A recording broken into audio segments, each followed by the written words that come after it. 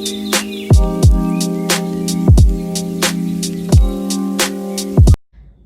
siang, perkenalkan saya Venska, apoteker yang bertugas di apotek ini. Sebelumnya saya berbicara dengan ibu siapa? Siang Mbak, saya Robiatul. Baik Bu, ada yang bisa saya bantu? Ini Mbak, saya kesini mau beli obat demam Mbak buat anak saya. Kalau boleh saya tahu, apa saja gejala yang dialami oleh anak ibu? Gini Mbak, sebenarnya 3 hari yang lalu anak saya makan es krim.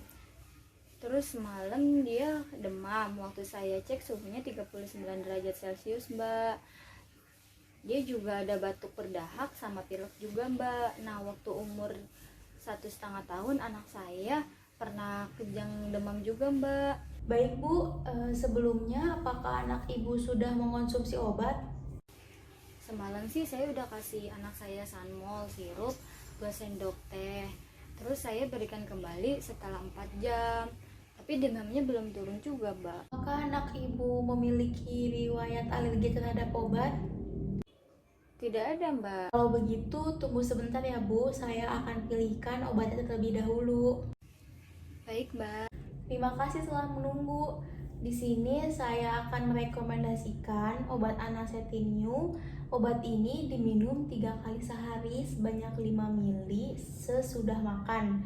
Sebelum meminum obat ini sebaiknya dikocok terlebih dahulu ya Bu.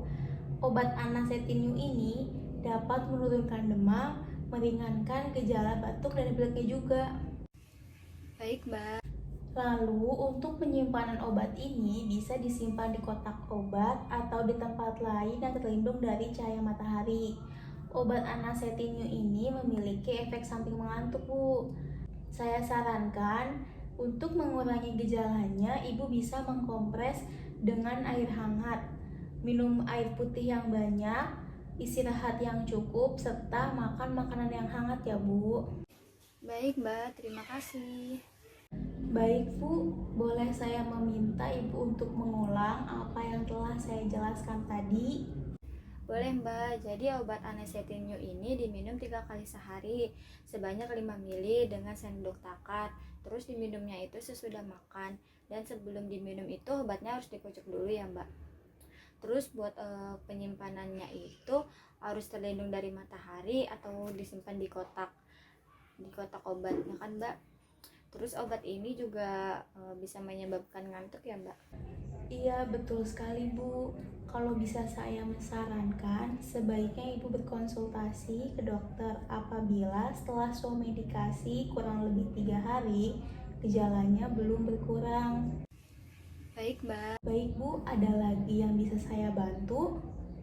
Ada Mbak, saya rasa penjelasan Mbak sudah cukup. Terima kasih Mbak atas penjelasannya. Sama-sama Bu, semoga anaknya lekas sembuh.